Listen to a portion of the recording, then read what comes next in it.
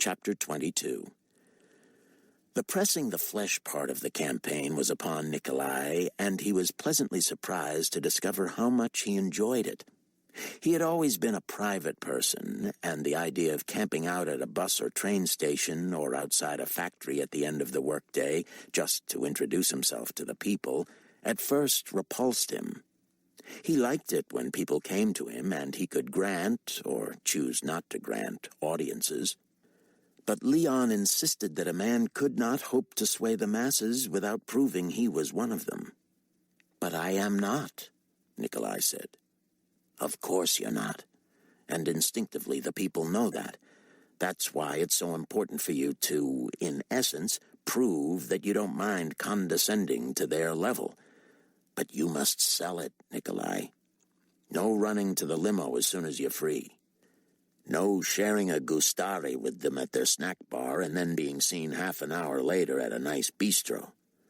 Look them in the eye, listen, shake hands warmly. Mean it. Or pretend to.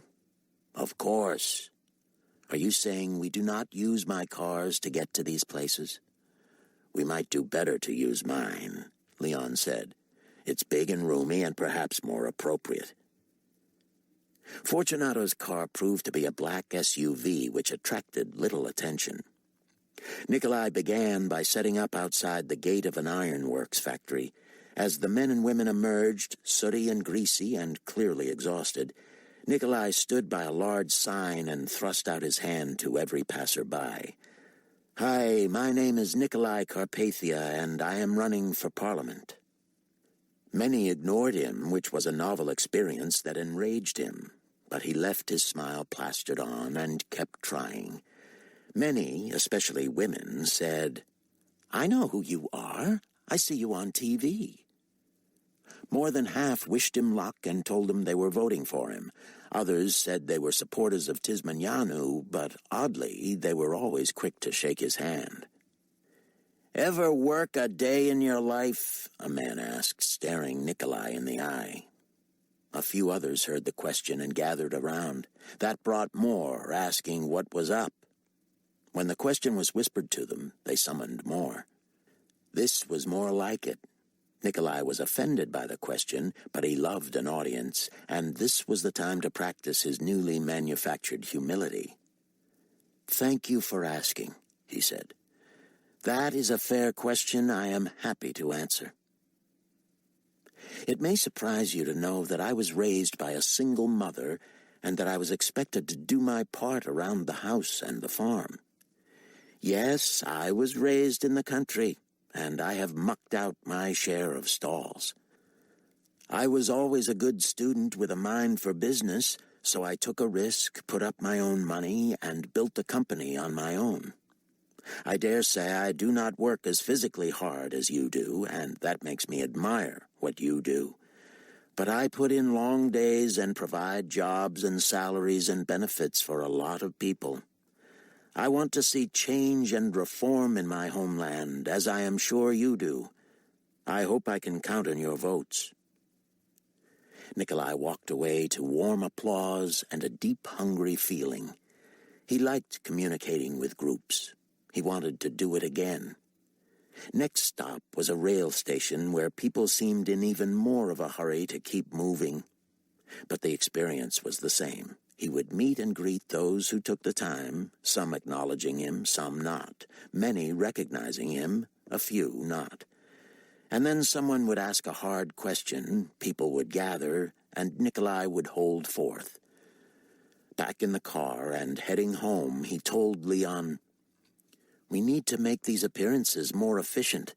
The one-on-one handshaking is good and will look fine in the paper and on the news.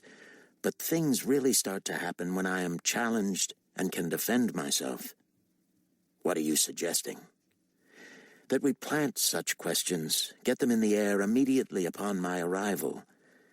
That way we can lose the waste of time and awkwardness of meeting and greeting everyone individually, and can rather get on with the pitch." "Brilliant," Leon said. "You were born for this." Cameron Williams was waiting at the gate for his flight to Tucson when he took a call from his brother, Jeff. "When's your return flight again?" Jeff said. "Day after tomorrow. Got time to get that changed before you board?" "If I had to, why?" "Funeral's the day after tomorrow. You'll need at least another day out here." "Jeff, are you saying—" "About an hour ago. I don't mean to lay this all on you, Cameron, but she was asking for you right up to the end." Cameron swore. "I didn't need to hear that." "Yeah, you did. You should have been here." "Okay, all right, I know. I'm on my way." "A day late and—" "Don't say it, Jeff, all right?" The flight was uneventful, but seemed longer than ever. Cameron had no appetite, and though weary from having rushed to clear the decks before leaving, he found he was unable to doze. Of course his mother was on his mind the whole way. They'd long had a strange relationship. As a teenager, he had discovered that she would believe anything he said, and so began a pattern of telling her whatever she needed or wanted to hear. She trusted him, admired him, believed in him, and he had shamelessly taken advantage of that. Cameron had not been a bad kid. Typical. Did his partying and carousing, but mostly he had been a conscientious student and insatiably curious young journalist. Having decided early what he wanted to be when he grew up, he seemed more mature than his friends, especially to teachers, authorities, adults of all stripes. He had worked for his father, too, enough to know he didn't want to stay in gas and oil the rest of his life. And, of course, that, and many other differences, caused a rift between him and his brother. Cameron didn't look forward to that confrontation. He had been wrong, that was all. He had found it hard to believe his mother was at death's door, especially since he had never seen her that way. She had long been overweight and was showing her age, but she was otherwise robust and energetic, a doer. She had always loved the next new thing. Even imagining her in the hospital was hard for Cameron. And now she was gone.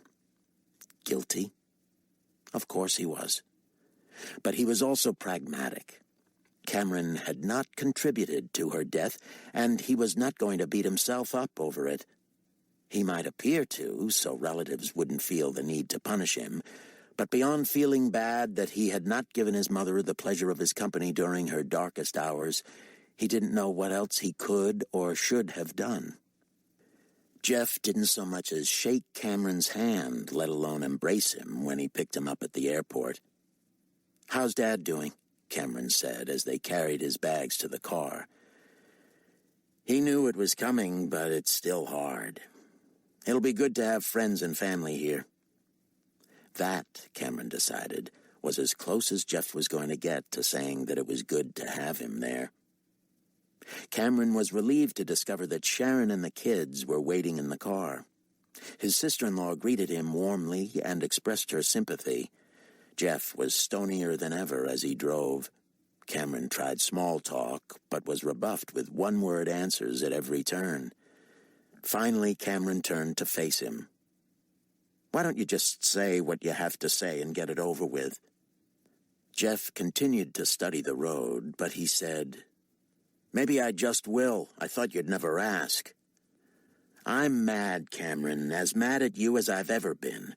You've always been your own person, not caring about anyone else. But this is the epitome.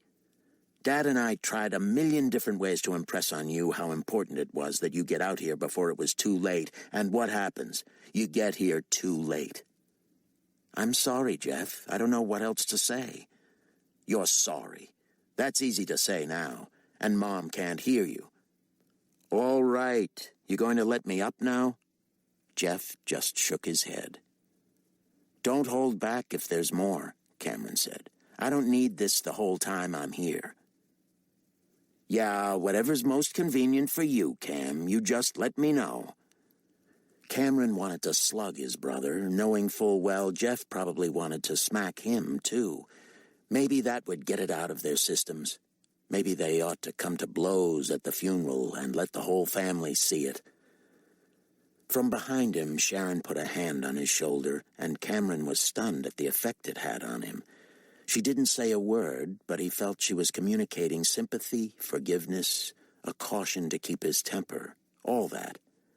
He looked forward to getting a moment with her sometime over the next few days. To Irene's abject disappointment, Rayford traded assignments with someone and had to fly Sunday. She was convinced that he worked hard to do that on purpose, but it didn't deter her from taking Chloe and Ramey to New Hope. She hadn't even told Jackie she was coming, and the look on her friend's face alone was worth the trip. Jackie immediately introduced her to Pastor Vernon Billings, a dapper, genial man in his mid to late 50s. Irene was struck by how accessible he was to everybody. New Hope was, of course, much smaller than her church, but still she wasn't used to a senior pastor who mingled with the congregation like this. Irene felt bad that Ramey appeared petrified of the new place and people, but he was brave and didn't cry. She assured him he would have a good time and that if he behaved, she and Chloe and he would go out for chicken after church. Chloe was in full slouch and scowl mode, though she did make the effort to be cordial to Jackie. Irene asked if she wanted help finding her Sunday school class.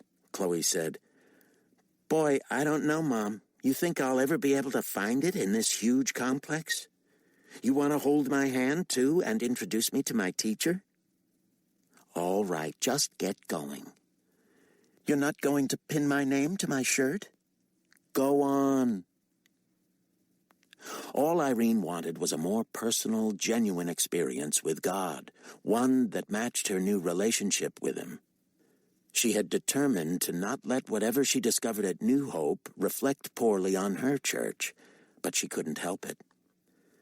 The first thing she noticed, after the humanity of the pastor, was how many people welcomed her, asked her name, and said they were glad she was there.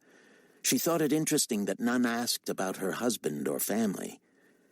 Maybe they had learned to avoid embarrassing divorcees or widows and to wait to learn about the family situations of newcomers. The service proved much more informal than any she had ever attended. This church sang hymns similar to those she was used to, but they seemed more robust and energetic. She thought Rayford would like it, but who knew? Maybe he would find it all a little too overt. The pastoral prayer was different, too, informal, not written and read. But it was the sermon that really moved Irene. No homilies, no lofty pronouncements, no performing. Pastor Billings merely pointed people to the passage he was going to speak on, and all over the sanctuary came the rustling of onion skin pages. Irene quickly located 1 John chapter 2, verses 12 through 14. "I write to you, little children, because your sins are forgiven you for his name's sake. I write to you, fathers, because you have known him who is from the beginning. I write to you, young men, because you have overcome the wicked one.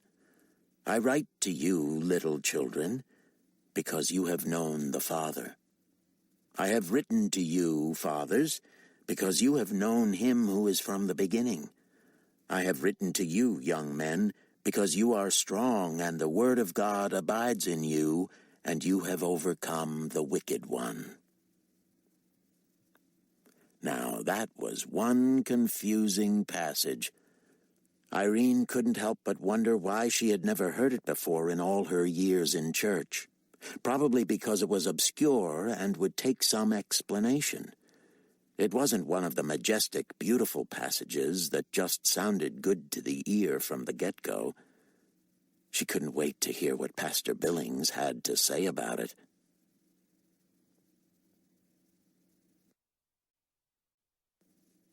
Chapter 23. With relatives in from all over the Southwest for the funeral, Cameron found himself having to face them all the day before. One by one, and in groups and families, they descended upon his childhood home. He had never felt so much like a foreigner. Cameron had no idea whether his imagination was in overdrive or if he was really able to read everyone's thoughts by their expressions, tones, mannerisms, and body language. An aunt seemed to assume that he was so grateful to be home and away from the strange and exotic East Coast that he might even consider transferring to the University of Arizona. They have a writing program, don't they? A journalism course? Oh, I'm sure. But I've just a few months until graduation at Princeton, and then...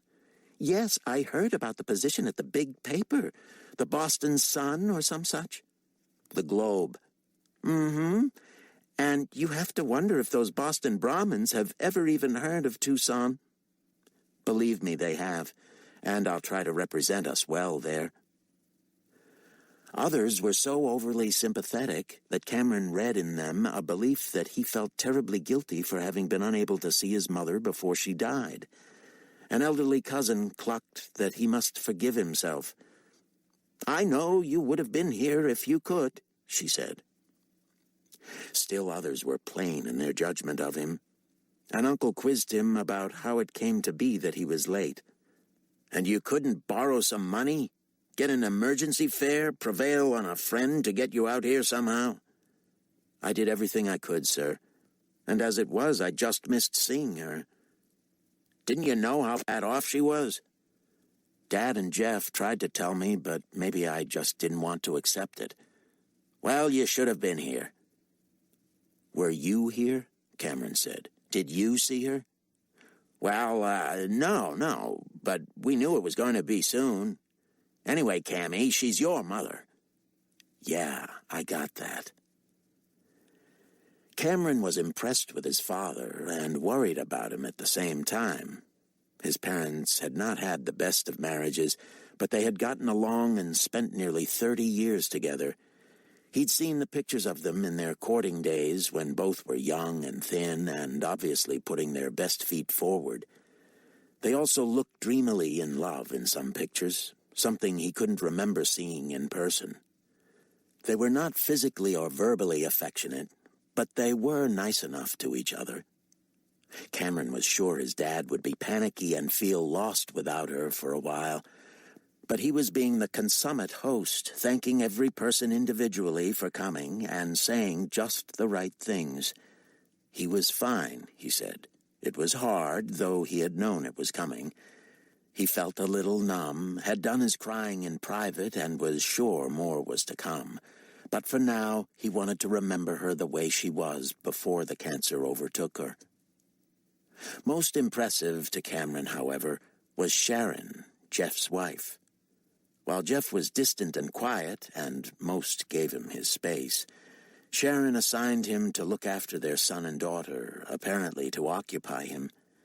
Cameron was only guessing, but it appeared Sharon didn't want Jeff moping around, saying angry things, casting aspersions on his little brother. It was obvious from Jeff's demeanor that he meant to play up Cameron's slothfulness until he could wring no more benefit from it. The attention had always seemed to be on Cameron, but here was a way to step into the spotlight. Jeff was a sympathetic character, the rock-steady, stay-at-home guy. With the funeral planned for mid-morning the next day, guests and relatives began abandoning the house for their hotels early in the evening. Jeff took his kids home to put them to bed while Sharon stayed to help her father-in-law clean up. Cameron tried to get his father to just sit, but he insisted on keeping busy. Between the three of them, the place was tidied in way less time than Cameron would have predicted. When his father allowed himself to be talked into going to bed early, Sharon started making noises about getting home, and though she grabbed her coat and headed toward the door, she paused and sat in the living room looking up at Cameron. "How are you doing, Cam? Really?" "I'm all right. I should have been here, but there's nothing I can do about it now." "Jeff will get over it," Sharon said. "I think his anger is misplaced. There are other things going on there. You're just a convenient target." Cameron snorted. "I always have been. Why should that change now?" "He really loves you, Cam." Cameron waved her off. I'm serious, he does. He doesn't talk a lot about it. There's jealousy there, sure, and self-righteousness, but a wife can tell. He talks about you a lot, wonders, worries, cares. You don't say. I do say. You know how I can tell what he really thinks of you? By what he tells other people. A person can't talk to him for 5 minutes without his bringing up your name and what you're up to. I'm surprised. Don't be. He always wanted to leave Tucson too, you know. Just felt obligated to stay, especially when you went. So again, it's my fault. I didn't mean it that way. Maybe when your father is gone, Jeff can sell the business and do what he wants wherever he wants. What and where would that be? You don't know? He doesn't talk to me, Sharon. He hardly ever has, even when we were kids. But surely you know his love for horses and ranching. Yeah, it was his favorite thing to do as a kid. Spend time on a ranch, roping, herding cattle, rodeoing. What are you saying? He'd become a rancher? She nodded. Probably in Texas. Well, more power to him. Whatever makes him happy. That's my motto, Sharon said. The kids make him happy, I think. I'm not sure I do anymore. Cameron was curious, as always, but he wasn't sure he wanted to get into this. In fact, he was pretty sure he didn't. But Sharon seemed to settle back on the couch, as if warming to the topic and hoping Cameron would pursue it. So big day tomorrow, huh? He said. I suppose you've got a lot of work to do at the funeral, too. It's great how you helped out here, like you were a daughter instead of a daughter-in-law. Sharon smiled, but couldn't hide the fatigue around her eyes. Listen, Cam, when I married in, I bought in for the whole ride. Like it or not, I'm family now. Oh, don't get me wrong, I like that you're family. Do you? Of course. Well, that's sweet of you to say. I'm not sure it's a sentiment widely shared. Where was this going? Cameron was struck by the fact that if he had been talking to someone else, someone not related, he would be dying to follow every rabbit trail, pursue every question, get to the bottom of the vagaries of every relationship. This was just too close to home. He no more wanted to know why Sharon felt unwelcome than he wanted to know why she worried she didn't make Jeff happy anymore. As he was to find out, both insecurities were rooted in the same fear. People are put off by my faith, she said. Cameron knew that, but how was he supposed to respond? They are, he said. She nodded. I take it all a little too seriously, I guess. Or so they think. It seems to me that if we all believe in God and go to church, it ought to be the most important thing in our lives. Or am I missing something? What do you think, Cam? He shrugged. Each to his own, I guess. Some people are more into religion than others. I'm not talking about religion, Cameron. I'm talking about Jesus.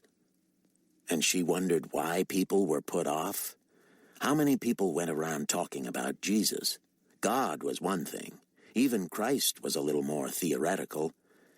But talking about Jesus like you were on a first-name basis with the guy, the real guy from the Bible. Cameron didn't want to say so, but there was something a little brassy, a little in your face about that. He admired that Sharon was courageous enough to be plain-spoken, but it should come as no surprise to her that it made some uncomfortable. People like him. Mm-hmm, was all he could muster, smiling. How about you, Cam? Where are you in all this? So there it was. If she was going to put it to him like that, he would be honest, that was for sure. Have to admit, I'm probably where Jeff is, he said. He and I ran from our church as soon as we were old enough to talk my parents into it. They were disappointed, but they didn't make a big deal out of it. I respected them for that. They kept going, and they invited us to special events. Sometimes we would go. But I gotta tell you, Sharon, if the church we grew up in is what God is all about, he's boring. And I mean boring. Well, that church is not representative. I can tell you that. And that's the problem. At least you and Jeff were honest and on the right track getting out of there. Your mistake, forgive me for being so blunt, was that you thought all churches were the same. So once you were out of that church, you were out altogether. Am I right, or are you attending somewhere there in New Jersey? He shook his head. Too busy. With work and school, and she looked him dead in the eye. It's not about busyness, Cameron. You just said so yourself. You got turned off to church or you'd find one. Truth hurts, he said. Yeah, but it's less painful than lying to yourself. It was kind of her to refer to his as the lesser sin of denial than actually lying to her, which was what he had done. Sharon might tend toward the obnoxious, but she wasn't afraid of the truth. He shrugged.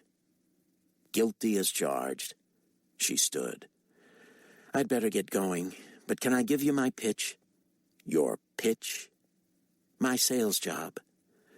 As long as everybody in this family has me pigeonholed as the devout lunatic, I might as well get some mileage out of it. Here it is, Cameron. I love you and care about you as if you were my own brother. Your church was a poor representation of God and Jesus and all they are about. God loves you. He sent Jesus to die for your sins. He wants to hear from you, to make you his child, and to see you interacting with him in a church that knows what that's all about. Think about it. You don't have to answer to me. I know better than that. But if nothing else, now you know why the family sees me the way they do, and you've got your own story you can tell behind my back. Cameron stood and embraced her. Sharon, he said, I will never do that. I appreciate your being so honest and forthright. And caring.